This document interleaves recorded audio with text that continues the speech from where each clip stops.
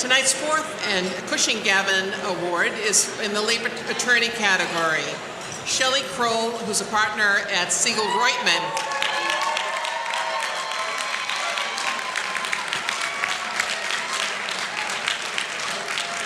As I look at the Cushing, Boyle, and Gavin on the banner behind us, there's one thing I know for sure. Shelley, you're their kind of girl. Shelley's union clients represent workers in a wide range of industries: garment shops, distribution centers, industrial laundries, food service, manufacturing, telecommunications, and academia. A number of Shelley's many enthusiastic clients are here tonight. One of them is Warren Pepicelli. Manager, International Executive Vice President of New England Joint Board Unite Here. He says, Shelley has served my union for over 25 years, beginning with the New England Joint Board of the Amalgamated Clothing and Textile Workers, and onward through many merges that led to joining Unite Here. She has been at my side, helping me with difficult decisions, ones that changed my union and my work forever. Her moral guidance through the course-altering decisions I made helped me to be brave and concentrate on the needs of my members. I and my union have her constant presence, dedication, and loyalty to thank for helping us survive and weather this period. Though our 8,000 members are spread across 7 states and in as many industries, Shelley maintains deep relationships with our rank-and-file members. She approaches her work advocating for workers with an acute sense of right and wrong. It is this quality that most endears her to our members. The Labor Guild is proud to honor Shelley Kroll with the 2014 Cushing Gavin Labor Attorney Award for Excellence, exemplifying integrity, competence as a gifted attorney, negotiator, and advocate, serving her clients, her firm, and all workers with skill, devotion, and a passion for social justice. Shelley.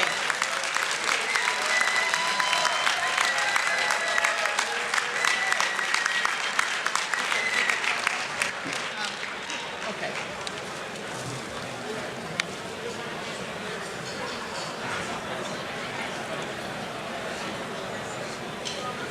Good evening. I'm putting on my rally voice to get your attention. Thank you, Allyson. Thank you to the staff of the Labor Guild, Lou, Donna, Kevin, for all your work in making this evening such a success. And thanks to the members of Unite Here, Local 26, who so skillfully and patiently serve this rowdy crowd every year.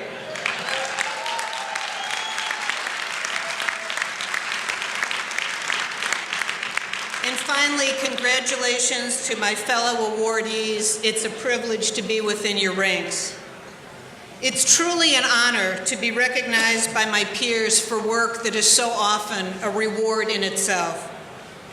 But just as the labor movement only succeeds collectively, so too do its legal representatives only succeed as part of a devoted team. For the past 30 years, I've had the great fortune to be a member of the Siegel Reutman team.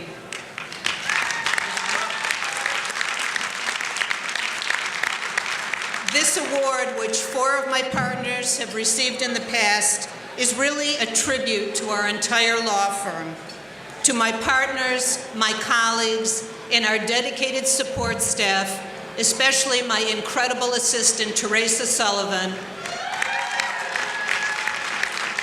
who go the extra mile every day for our clients and for each other. Representing unions is more than a full-time occupation these days.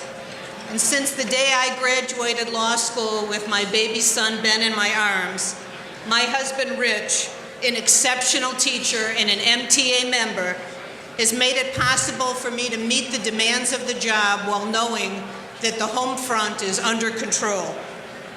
Together, we have raised 2 remarkable children, Ben and Emily, who have grown into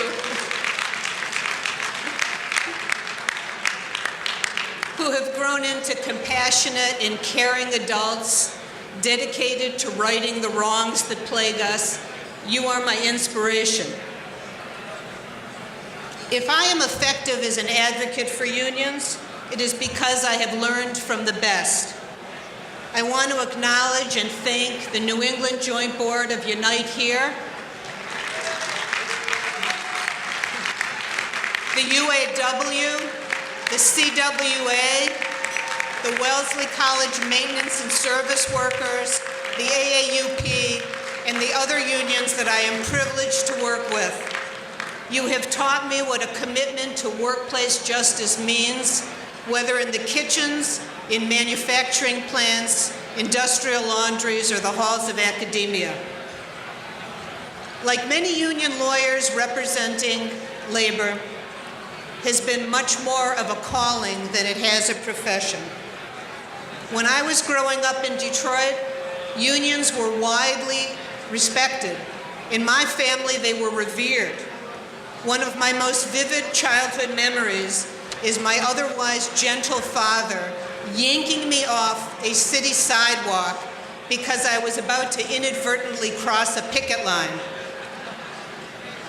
He told me that the people holding the signs were like heroes. They were taking risks to make life better for everyone. And sure enough, I came to learn that he was right. Fast forward to today's reality, and my dad is still right. But too much of the proof lies in what has become of our country since the ranks of labor have declined. Researchers have now confirmed what most of us already knew. Today's record-breaking economic inequality that pits a privileged few against the vast majority is directly correlated with the decrease in the size of the unionized workforce. But even for us, the consequences are mind-blowing. Corporate profits are at a record high, while wages are at a record low. Today, the wealth of the richest 40 people in the United States is greater than the wealth of half of the United States. And unbelievably, we now have more homeless children in America than since the Great Depression. 1 in every 30 children experienced homelessness last year. As frightening as these facts are, they don't even tell the whole story, because the staggering inequality that we suffer from has taken an even greater toll on Black, Hispanic, and immigrant families. These trends put to the lie the popular myth that America has outgrown unions. No doubt the challenges that labor faces are formidable, but the need for strong unions that can help lead the struggle for economic and social justice has never been greater. We can see this in the past week's walkouts by retail store workers, Walmart workers, fast food workers, home care workers. And we can see it in the protests against racial injustice that are sweeping the country, inspired by in New York, but reflecting the all too disproportionate unemployment and poverty in communities of color.